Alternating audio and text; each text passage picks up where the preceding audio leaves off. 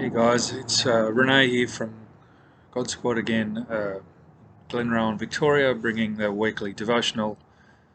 This week is on Matthew 10, right at the beginning, where it's called Jesus calls the 12, sends out the 12. And it is mostly just a list of 12 names. And 2,000 years on, a list of 12 names doesn't mean a whole lot to us unless we go to some effort to find out who they are. Today, if I was invited to something, I might ask who else is going, to know what the night's likely to be like, whether I'm going to be laughing all night or, whatever. The names mean something to us, and 2,000 years ago this list of names meant something. Part of the reason the list is there is probably because of Matthew.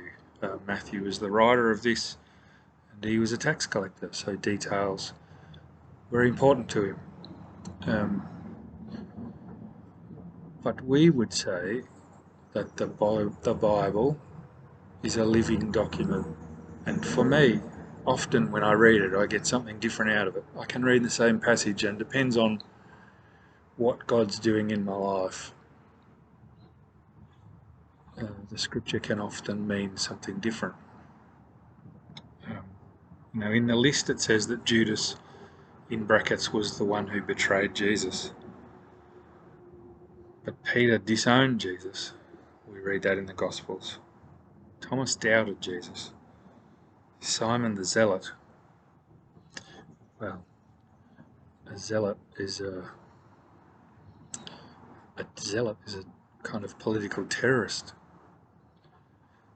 I wonder who Simon may have murdered, or who wanted to murder before he met Jesus. Some of these disciples we don't know anything about at all. Makes me think, you hear people say, be careful of the quiet ones because you never know what's coming. The list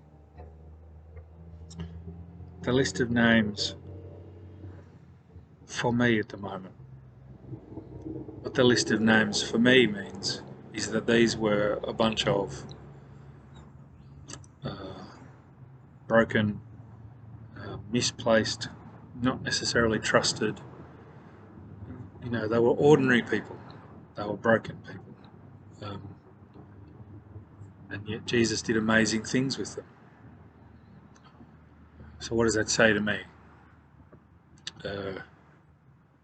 If I'm feeling negative, it means that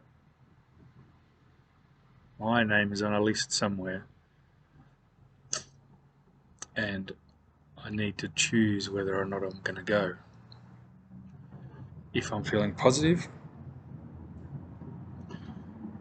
I would say that Jesus needed them all and did amazing things with them. But regardless, the act of going for these 12 men, some of them are more broken than others, some were not able to make the distance. But the ones who went the distance were transformed in the act of going. They heard the call of Jesus. And despite the fact that it was inconvenient, costly, annoying, difficult to be confronted by somebody like Jesus, difficult to be confronted by crowds who misunderstood,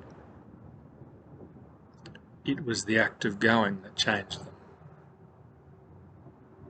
So it would be fair to say that then, the same as now, your character is not going to grow sitting in front of the telly or even watching spiritual YouTube clips.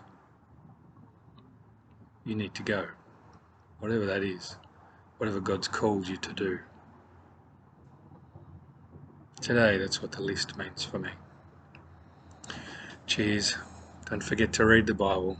Don't forget to talk to Jesus. Talk to you soon. Bye.